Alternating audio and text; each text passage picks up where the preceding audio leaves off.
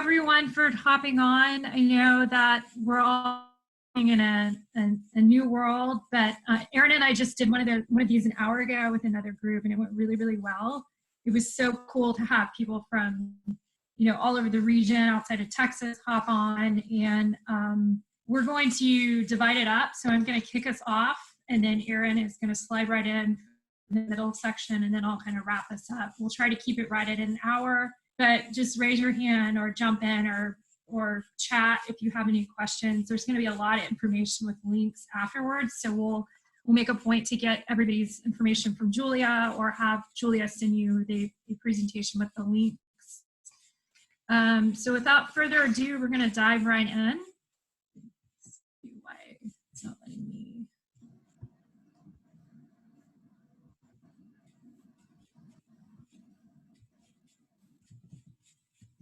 Julia, it's not letting me hit the slides for some reason. That's odd, because I know you have control of the screen. I sent you I do. ownership. Let me just pull up the PowerPoint. I have the PowerPoint on. Oh, there we go. It's weird. Sometimes awesome. It gets stuck. Okay, so just to give you a brief outline of what we're going to be going through is a general understanding of how materials that we surround ourselves with in built environments every day not only impact the environment, but also us, the humans within those environments, and everybody else we're interacting with.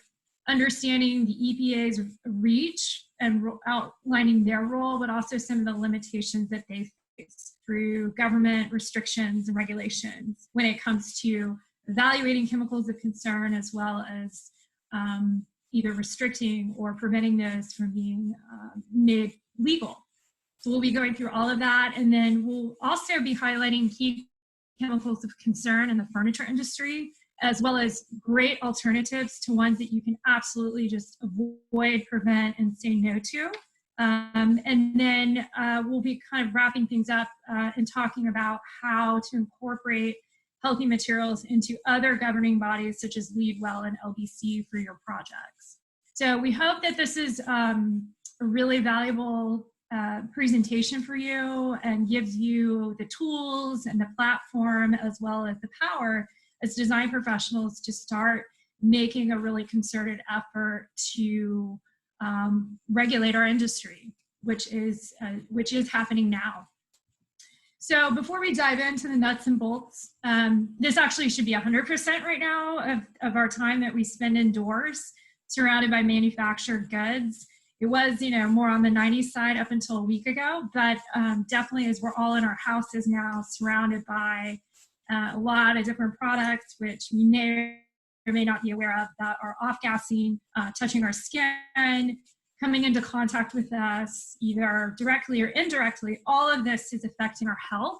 And then in addition to that, we spend, I would say even more so than 6% in Texas, I would say we spend about 10% of our days in an enclosed vehicle, commuting from the office to our house or daycare or school or wherever it is we are going on average. So all of this is affecting our health, if not now, future term. And the exposure routes, there's different ways in which different types of chemicals enter into our bodies. There could be a lot of other additional ways other than these four, but these are the four majors. And people don't necessarily think about this because they're like, I don't need my furniture. I don't need to bother with worrying about things entering my body, when in all actuality, things can release through volatilization, which is when a chemical comes into the presence of air, such as when paint dries. Abrasion, which would be scratching or rubbing of particles that are released through dust that we then inhale. Leaching, when materials are emitted and released into liquids or oils, and then that seeps into our drinking supply, our water supply that we'll be talking about. And then oxidization, which is a metabolic process that actually changes in the presence of oxygen, such as burning or rusting. And that one for me kind of came home because all of the chemical refineries we're surrounded by here in Houston, like Deer Park, where we had the explosion, and then We just had that one in late January that, that blew off, the door on people's homes, about 5 miles from my house, actually. It actually shook the house and like knocked a painting off the wall. Anyway, some of these, might be more so on our radar than others.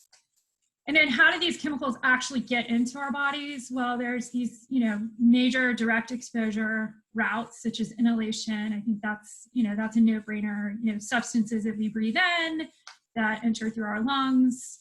Ingestion, we're all pretty conscious nowadays about what we're eating and drinking, but I wasn't necessarily thinking of food packaging, foods being transported from other areas of the country, nor the soil where produce is grown. And all of that, whether it's packaging or soil content, can directly impact the types of foods and liquids that we're consuming.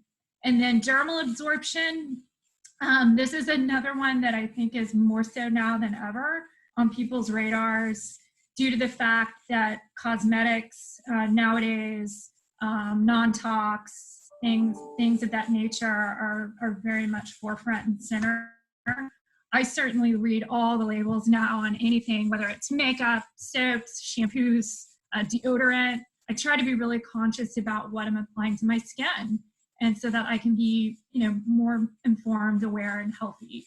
And then prenatal, of course, anything that is passed on from mother to child through the placenta or breast milk. And then there's also there's indirect exposure routes to take into consideration, such as CFCs. CFCs were not designed to be, harmful. They were incorporated into things like aerosols and sprays. You think about sunscreen sprays, hairspray, things like that, that really don't affect us or interact with our bodies. But what has happened over the course of the last few decades is the CFCs, when they've been emitted, they have slowly depleted our ozone layer. And now we're running a risk of being more prone to sun exposure and skin cancers. People like myself, I'm super fair. So now I'm wearing SPF 80, whereas I used to only have to wear SPF 50. So it's things like this that are also coming to light, unfortunately. Other indirect effects that, are not top of mind is the impact of these manufacturing facilities and the fence line communities that surround them. This is in no way to call out, the stretch between Baton Rouge and New Orleans along the Mississippi. There could be thousands of these if you were to look at a map right now of the United States. They're commonly called cancer alleys. And what happens is through that process of leaching is when carcinogenic substances such as hexavalent chromium, also known as chrome 6, very toxic, widely used in the furniture industry, they're emitted into the air, but they also leach into the water supply. And currently, today, the environmental working group here in the United States has detected really, really high levels of chrome 6 in the American water supply in all of our drinking water. So has anybody seen the movie lately, Aaron Brockovich, or at all? Just out of curiosity. Well, so Chrome 6 was what that whole movie was based around, and that's what is something that we're really trying to shine a light on big time with respect to indirect effects. It might not be something that you're eating or ingesting, but it's definitely something that is permeating through our water supply. And we'll talk about that being one to definitely avoid with a great substitute readily available right now later on. And another thing to note about chrome 6 and the reason why it's so toxic is it's an endocrine disruptor. So we'll talk more about what that means, but basically it compromises fertility in both men and women. And I promise this is not going to be all doom and gloom. There's a lot of good light coming here at the end of this tunnel we're walking through, because this information can be heavy. Other potential health effects, and there could be lots of these on this slide, but these are the majors. Asthma has been rapidly increasing since the early 1980s. There's about 6 million people worldwide right now who are battling asthma for a lot of different reasons. Different chemicals being released into the air from, different built environments and building material products. Cancer, that's kind of a no-brainer, but there's a lot of different rare forms of cancer that are popping up now. We'll talk more about that, as well as infertility we touched on related to chromium-6, and then preterm birth and obesity as well. So just how protected are we? I certainly thought we were. We're a first world country in the United States. We have a lot of rules and regulations. We have great agencies like the EPA. So I certainly thought and felt that, before going down this path, that we were very well protected. Well, in all actuality, there are 83,000 to date, and these are just the ones known, registered chemicals of concern in the inventory of toxic substances. And this is under the purview of the EPA. Out of those 83,000, however, only 200 have been evaluated. So there's a lot of work to be had, as you can see, the numbers really talk here. And then out of those 200 that have been evaluated, does anybody want to take a stab at how many are partially restricted? Not restricted, but just partially restricted. So there's actually, and I can't see chats right now, there's only 5 partially restricted so far. And as you can see on this list, asbestos is still there, dioxin we'll talk about, and then chromium-6. So a lot of work to be had, unfortunately. But something that's really attributing to this and what is causing this slow moving process is the fact that that burden of proof is really tipped more so on the side of the regulator rather than the manufacturer of these goods and these chemicals. You can see here that it took, from 1949 until 1970 for lead paint to finally be identified as of risk. So it's a real catch-22 situation right now, because the EPA only has 90 days to evaluate a new chemical of concern that enters their database or their evaluation pool, if you will. And then within those 90 days, which, as you know, is absurd, that's not enough time for anybody to conduct reliable science. There's a lot of funding they need. Basically, that they just need more time. However, that's a huge limitation they face. In addition to the fact that you have industry groups such as the American Chemistry Council, who are pretty actively lobbying in favor of the manufacturers rather than the regulators at a municipal level in DC. So really and truly, the takeaway from this is that, you've got groups like the FDA, the Food and Drug Administration, and they have a lot of regulatory power, anything, all of the funding right now and everything that's being done around COVID-19, luckily they were able to get that push real fast through the FDA.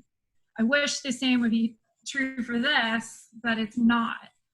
So if anything, I hope this shines a light on why, we're at this point, but this is also a critical juncture where we can start to make a change and a difference for the better when it comes to policy and people in office that we elect. So without further ado, I'm going to turn it over to Erin now. She's going to jump in. Megan, I'm going to ask you to keep doing the slides for me, just in case I mess it up. So there are some essential steps in understanding the length and depth and width of this issue, and there's definitely a process that architecture and design professionals can use in order to make sure that you're aware of everything, of all the materials and ingredients that make up products that you recommend and specify for your projects. The first is pretty simple. It's just inventory. Find out every chemical that makes up a product and make sure that it's in a list somewhere. The second would just be screening. So evaluate that list that you take against known hazards. Make all of those things public so that we can all understand what makes up each product. Third-party verification is always going to be a more trustworthy source of information than something that the manufacturer discloses themselves. And then to use different tools and resources like Green Screen or BIFMA to understand which chemicals are of concern and which chemicals are fine and non-toxic. These can also help avoid regrettable substitutions down the line, which we'll talk about a little bit later. And then 6 is just to optimize. This is a goal for everybody. It's one that we all share for manufacturers and designers and architects and the people that end up using the spaces that we all contribute to. We definitely want them to be healthy and promote wellness. Slide.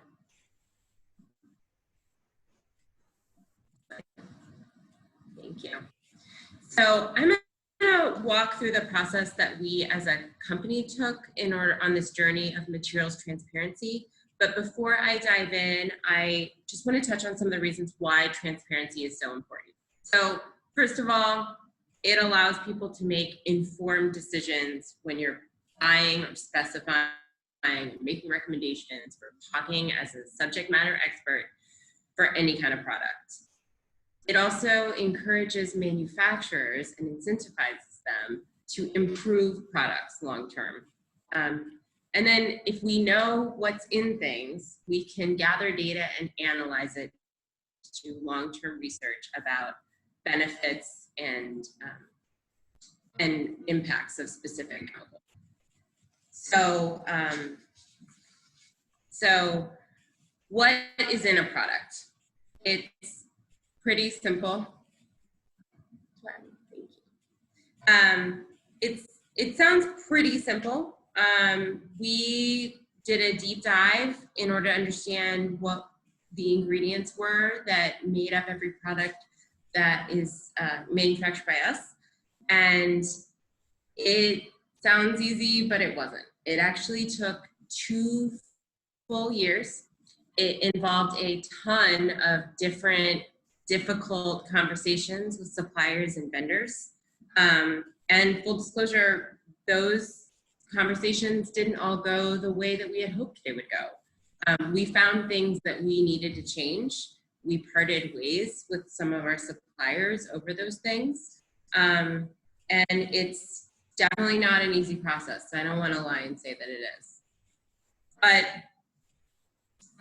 if you take a task chair, you think, well, like, okay, I understand what's in a task chair. It's not in a million of them. I ordered thousands of them. It's probably got some parts and some pieces. If you zoom in and look at the seat, it's got various materials that make up that component. But if you just zoom in on the textile, you think, okay, like what's in a textile? There's probably not 17 things, and I only know one of them, which is nylon. So this is just illustrating exactly how complicated it gets. You have to have that conversation, not just for every element, but for 57 different materials and 157 textile options. That's just for one task chair. So we went through it. And honestly, I'm really glad that we did. And I'm glad that I get to do a lot of research on this subject now and give this presentation, because I definitely was not aware of how many chemicals are in the materials of just one product. So I would challenge you to reach out to other manufacturers that you work with when you're thinking about specifying a product, to see if they've had the same kind of conversations. But we also want to give you resources to analyze products and have those conversations. So Who here looks at all of the nutritional labels when they go to the grocery store? I do. You look at 100% of the nutritional labels when I go to the grocery store. Yeah. I think, we all really are trying to pay attention to our health and our wellness in ways large and small. And, I definitely eat like a fair amount of tacos from taco trucks and pizza. And I had a cheeseburger last night because sometimes you just need that. You're on lockdown for so long. But there are nutritional labels on food products it's so that we can understand what's in them and how they're going to affect us, right? Well, they actually make the same kind of labels for manufactured products, and they're called declare labels. Has anybody looked at one, seen one, use them regularly? And I mean, I'll be super honest, I hadn't until I started this process of learning more about the subject. Okay, Francesca, Elizabeth, awesome. Okay, so you guys are leading the way. I'm gonna talk a little bit more about what they are, how you can use them. There are basically, they say who made it, what's in it, what's gonna happen to that product at the end of its life. It's really straightforward. At the bottom, you'll see the criteria that product is meeting. So basically how much information is that manufacturer disclosing about materials that make up that product. So the first level is declared, and that's 99% of the materials that make up that product have been disclosed. The second level is LBC compliant, so that's declared, plus the additional 1% is being held back, and that's either because there's intellectual property at stake and they can't release that information, or there is a chemical of concern or a red list chemical. And the truth is, there are things that we just can't make without red list chemicals right now. We are all working toward that goal to optimize, but right now, that's where we are. And then the third level is red list free, which is really the goal for everybody ultimately. It's that 100% of all of the materials have been disclosed and they contain no chemicals of concern. There are, actually, I just want to say one more thing about that. Humanscale is a comparatively small manufacturer. We are working on increasing our market share every day, but we actually have 60% of the declare labels that are on the market right now. So this is another form that you might see. It's called a health product declaration.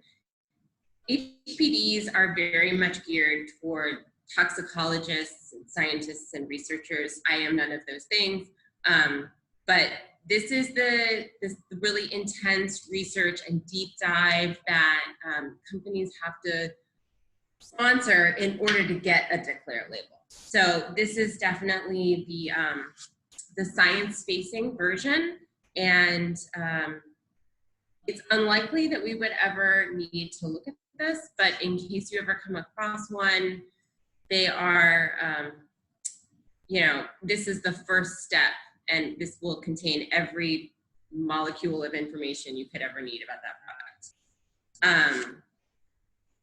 The next step to verify is a third-party verification. If you see a declare label with a big check mark, it means it's been verified. On an HPD, it just says third-party verified. Yes or no. It's important to have that additional check because manufacturers can tell you whatever they want. And once you've confirmed with an outside source that it is what we said it is, then you know that you can proceed and order away. But it's an expensive process either way. So there are definitely a lot of challenges to moving through this process. Then once you understand what's in a product, you can use other tools and resources to assess it. So green screen is one. I like it because instead of being a binary, like this is good and this is evil, they're just levels. So one, avoid, 4, excellent. This is research that's been done by toxicologists, so it's absolutely trustworthy. The whole industry right now is kind of in an interesting place. We're deciding as a group what resource and what tool we trust and want to use to evaluate and assess products. So there's also BIFMA, which I'm sure everybody's familiar with. If anybody has others that they've used in the past and really liked or found that they were really easy to navigate, I'd love to hear them, because we're constantly updating our presentation, and I just want to be able to give the most accurate and current resources. So please just let Megan and I know, and let Julia know.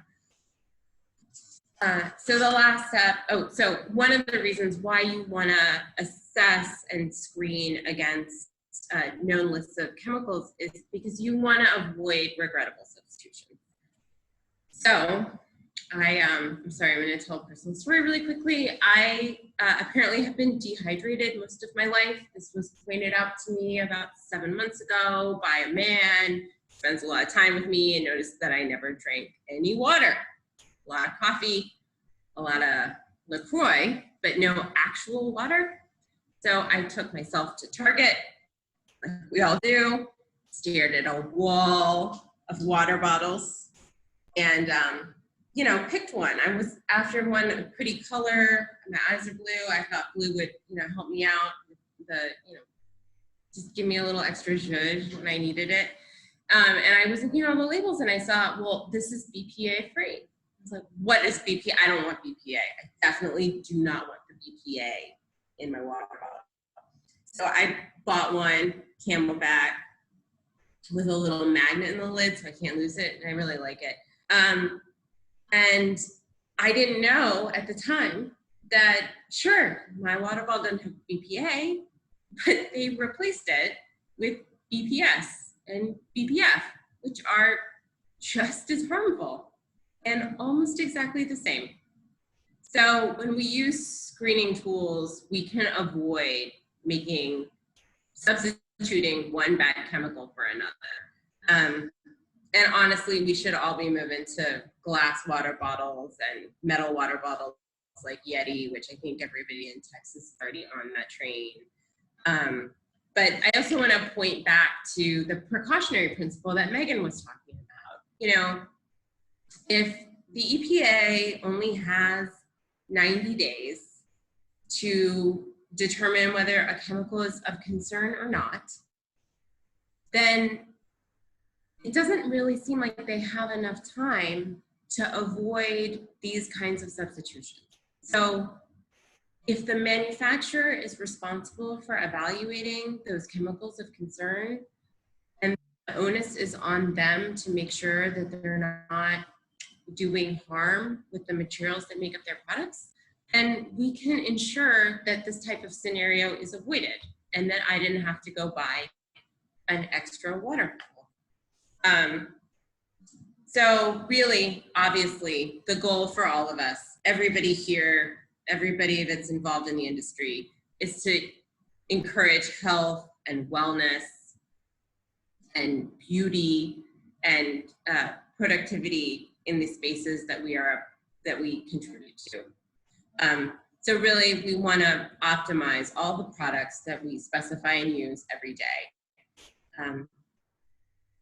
This is something that you can use. You can use the declare labels and HPD in order to find products that are on that list already. But you can also apply pressure to manufacturers by asking those tough questions. So this is a brief list of the red list chemicals that you can just say no to. I'm going to turn it back over to Megan in just a minute, and she's going to give you some great alternatives. But really quickly, just in that first column, I think we can all say no to asbestos at this point. I think we can all say no to chrome 6 in the second column, formaldehyde, HFRs. I mean, there is a ton of research available on every single one of these that is very clear we can just pass on products that contain these right now. And Megan is going to show you how and what substitutions to make. Thank you. All right, so the first one, PVC. PVC is widely used in the industry, especially in pretty much every textile in the form of vinyl, but it's also found in a lot of electronic cording, like your computer cords, your phone cords you use to charge your phones, your laptops, you name it. The reason that PVC is so harmful is because when it breaks down into a material called dioxin. Dioxin is extremely carcinogenic. If you maybe recall, dioxin was used in Agent Orange that they used to drop out of airplanes during the Vietnam War. And it can still be found in things like Roundup, which is perfectly legal in the United States to use as a pesticide in, landscaping or things of that nature. So Humanscale has taken really pretty bold steps, and this has been by no means inexpensive. It's been a really costly process through the whole auditing journey that Aaron kind of talked through earlier. But everything down to like the cording and our electronics, all of the task lights are now PVC free, and all of the textiles that Humanscale offers are also non-vinyl based, non-PVC based, and instead a great alternative is a polyurethane or TPE. The question that usually comes up is, well, is that easy to clean? Is it wipeable? How can I maintain this in a high traffic environment, whether it's healthcare, education? Yes, it is. It'll still hold up, but it's not going to be a toxic vinyl based PVC.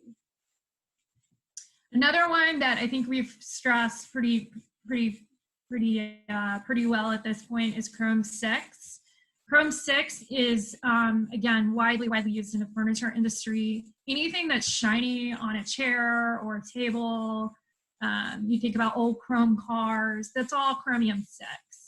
And unfortunately, it's used, again, in these manufacturing facilities, which are usually right in the middle of impoverished communities, low-income areas where they're just emitting this stuff, and then it's unfortunately permeating through people's water supply, the air they're breathing, so on and so forth.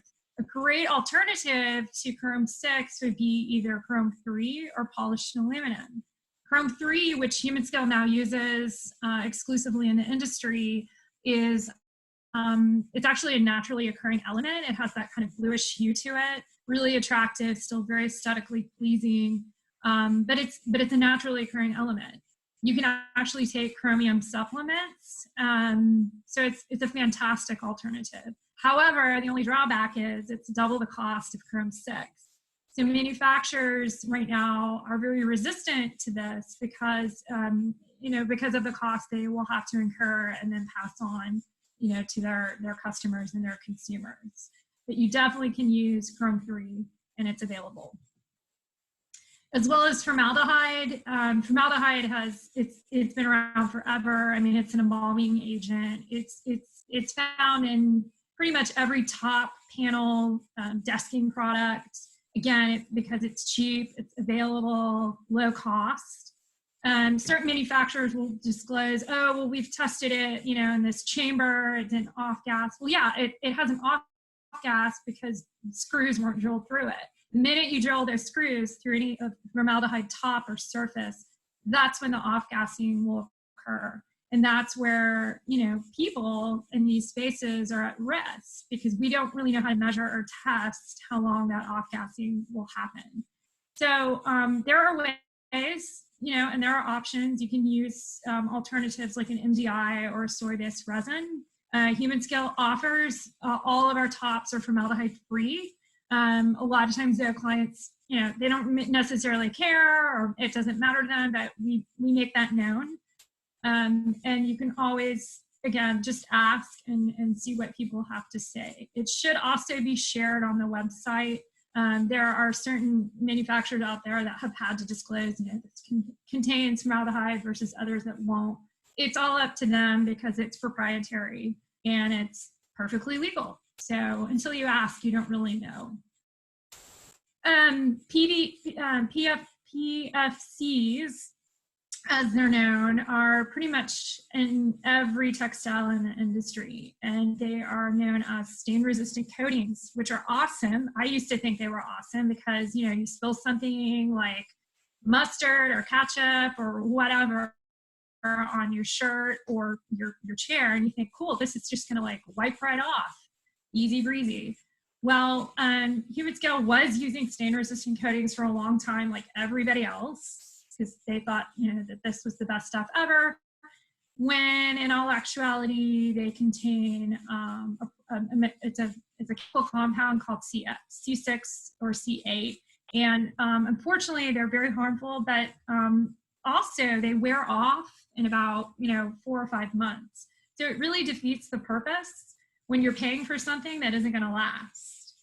And where does it wear off on when it wears off? Us.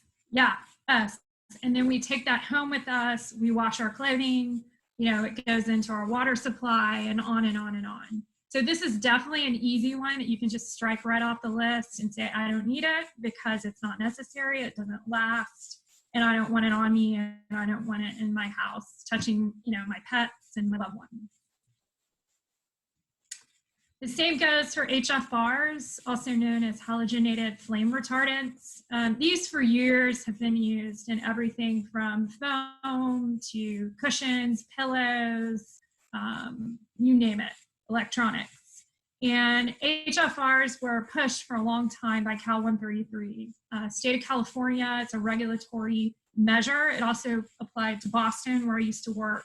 Everything had to be Cal 133. And HFRs fell under this. But interestingly, HFRs were pushed hard and lobbied and passed by a collaboration between chemical manufacturers and the tobacco industry. And the reason being for that was if something like a cushion were to catch on fire, it would create that slow burn. But it wasn't brought to light until many years later with 9/11 that slow burn was super toxic. It was causing a lot of really awful rare forms of cancers for firefighters. That's now been brought to light. Tons of articles and documentaries you can find on that subject now. So the good news is now HFRs are no longer mandated. Cal 133 has been lifted.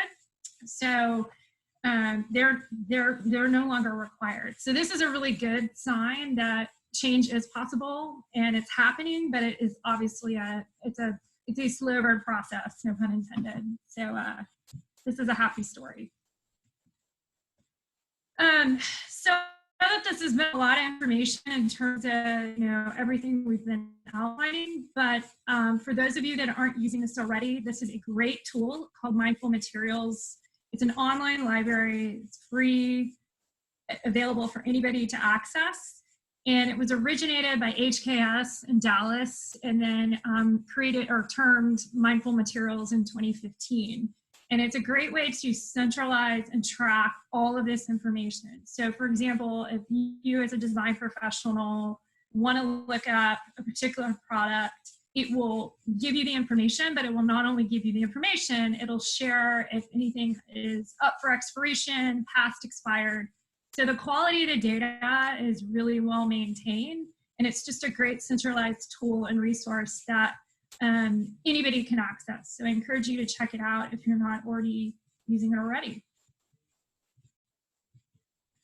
So Erin and I have spent a lot of time, you know, for the better part of this to details and, you know, things to avoid, and as well as regrettable substitutions. But, you know, the main goal here is to obviously create spaces that are going to be healthy for everybody, our future generations, our environment, of course.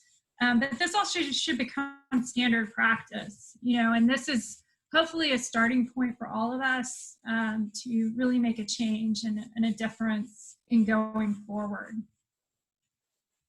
And in addition to, obviously, we talked about declare and HPDs, but if a project is going for LEED, there are ways you can get additional points from doing a material transparency exercise. So for example, if a product is if a product does come with a declare label, it can gain you and the client an additional point, a lead point. And then if that product is also 100% redless chemical free, it can also gain you another point. So this is a great way in which these different bodies such as LEED and WELL and LBC are starting to speak to each other, whereas they all used to kind of be siloed in one way or another. Something else that's pretty cool, this is very recent, as of earlier this year, is the AIA Materials Pledge. So this is a movement that was essentially started as a letter writing campaign between firms and manufacturers, sending a really clear message to the market that manufacturers need to step up their game, and that firms no longer are going to accept, redless products, for projects that they're working on. So from that campaign was drafted this materials pledge, and it sends a very, very strong message giving preference to those products which are now publicly available and disclose information, publicly available, as well as disclosing any environmental impact, and then documentation of compliance with strict VOC emission requirements. So again, it's really sending a pretty powerful message that, the time's up. And as you can see here, this is not every firm right now around the country, but this is pretty much all of them to date. This was just taken a few weeks ago, so forgive me if one of your firms is missing. It's kind of just a snapshot from when we took it, of the A&D community at large who has taken a healthy materials pledge to date. And again, it's just really exciting to see that collectively we're all in this together. And I think this is really where the innovation lies in the industry right now, with firms as well as all of us wanting our projects to avoid these types of products. Another step you can take as a design professional, which has been put out by the USGBC, is a healthy materials badge. So if you want to take this additional step to show that you have a strong commitment to this, this is another great tool. This is very new as well. This just has come out in the last couple months. So there's a link here, as well as for the AIA Materials Pledge that we can share with you after. So it's also important just to see clients who are excited and eager about this mission that we're all kind of on right now. Certainly Airbnb is not the only one, but I think it demonstrates that they really take this matter seriously, just like we do. And not only are their employees at stake, but their clients and their customers. They want to be perceived as a company that is definitely on board with this. So I love this quote. John Muir, he's the godfather of the national parks, but as Erin so well put it yesterday when we were getting ready for this, awareness is one thing, but action is another. And I hope that we've given you information, tools, and resources to take that action and drive change, to make a difference right now. We certainly have a lot of time on our hands at home to do a lot of research, but hopefully this is the time, that we can all take to, to start thinking a little bit differently and to influence, some of the decisions and products that we might be selecting.